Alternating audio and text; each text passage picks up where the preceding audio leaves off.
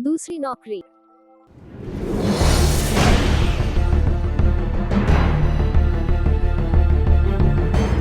पहले मालिक ने शेख चिल्ली को ठीक काम न करने के कारण निकाल ही दिया तो शेख चिल्ली एक सेठ के यहाँ पहुँचा और हाथ जोड़कर सेठ जी से बोला, हुजूर मैं बहुत गरीब आदमी हूँ, आप मुझे खिदमत के लिए नौकरी पर रख लीजिए।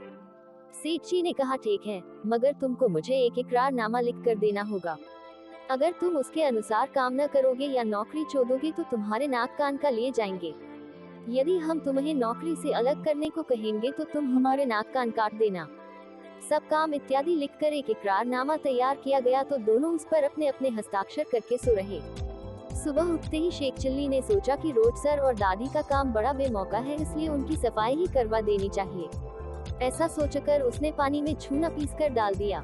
उस पानी में जब सेठ जी ने दादी को और उनकी स्त्री ने बालों को धोया तो सब गिर गए। सेठ जी ने खफा होकर कहा, यह क्या? शेख चिल्ली बोला, इकरारनामे के खिलाफ तो मैंने कुछ नहीं किया। सेठ जी की किताबों का बैग भी शेख चिल्ली रोज दफ्तर ले जाया करता था।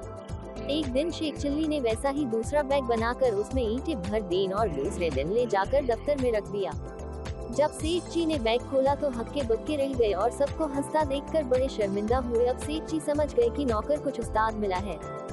शेख चिल्ली की अगली शर्त थी प्रतिदिन घोड़े को चराकर लाने की। शर्त के अनुसार शेख चिल्ली घोड़े को लेकर चराने गए तो घोड़े को छोड़कर और चादर तानकर सो रहे। रात होने पर घोड़े लेकर वापस आए तो रास्ते में सौदागर बोला, क्यों भाई घोड़ा बेचोगे? शेख चिल्ली ने उत्तर दिया, हाँ साहब बेचेंगे, मगर 50 रू लेंगे। सौदागर ने कहा नहीं। तब शेख चिल्ली बोले, 40 ही दे देना, पर घोड़े की थोड़ी पूंछ काट लेने दो। शेख चिल्ली सौदागर से रूपा और थोड़ा सा पूंछ का टुकड़ा लेकर चल दिया और जाते ही चिल्लाने लगा, सेठ जी घोड़े को चूल्हे अपने बिल में घटित कर ले गए। सेठ जी आए तो उन्हें पूंछ दिखाकर कहने लगा, देखिए घोड़े को खींचने पर उसकी पूंछ टूटकर रह गई। सेठ जी उसे नौकरी से अलग होने को कहते तो नाक कान कटवाने पड़ते थे, अब चुप होकर रह गए। शर्त में यह भी लिखा था कि शेख चिल्ली घर में जलाने को लकड़ी भी लाया करेगा। जब शेख चिल्ली लकड़ी लेकर आया तो उसने आते ही घर में रखकर आग लगा दी। सेठ जी उस समय मंदिर गए हुए थे।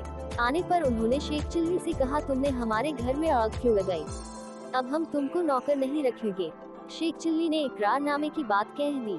सेठ जी ने तंग आकर अपनी पत्नी से कहा, अब तो इससे नाक कान बचाना ही कठिन है, क्या किया जाए? पत्नी ने कहा, मैं आपके साथ पीहर चली जाती हूँ, यह आप ही पीछे से भाग जाएगा। शेख चिल्ली ने यह सब बात सुन ली और रात को ही सेठ जी के ले जाने वाले बक्से में जा बैठा। सुबह होने से पहले ही सेठ जी और उसकी पत्नी बक्सा लेकर चल दिए। जब कुछ दूर चले गए तो सेठ जी बोले, कमबख्त से पीछा तो छूटा, अब वह नहीं आ सकेगा।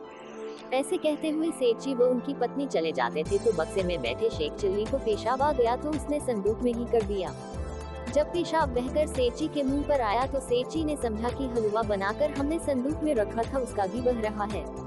जब सेठ जी ने संदूक उतार कर जमीन पर रखा तो झट संदूक में से शेख चिल्ली निकल आया और बोला, हुजूर के कदमों को तब तक नहीं छोड़ सकता जब तक नाक कान न काट लूं। सेठ जी ने कहा, क्यों? यह लो संदूक, इसे सिर पर रख के ले चलो। परंतु शेख चिल्ली ने इनकार कर दिया। लाचार सेठ जी अपने ही सिर पर संदूक रख कर चले। जब ससुराल 1 मील रह गई तो उन्होंने शेख चिल्ली से कहा, जाओ ससुराल कह दो सेठ जी आए हैं, वो फला जगह पर बैठे हैं, उन्हें ले आओ। शेख चिल्ली ने ससुराल जाकर कहा, सेठ जी बीमारी की हालत में है, कठिनता से आए हैं, उन्हें लिवा लाएं। रात को जब खाने का वक्त आया तो सेठ जी के आगे दाल रखी और शेख चिल्ली को आचे 2 पकवान खाने को मिले।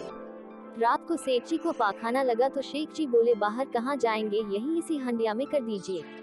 सेठ जी ने वैसा ही किया। सुबह होने पर बोले, जाओ हंडिया फेंकाओ, परंतु शेख चिल्ली ने मना कर दिया। लाचार सेठ जी स्वयं हंडिया कपड़े में लपेट कर फेंकने चले।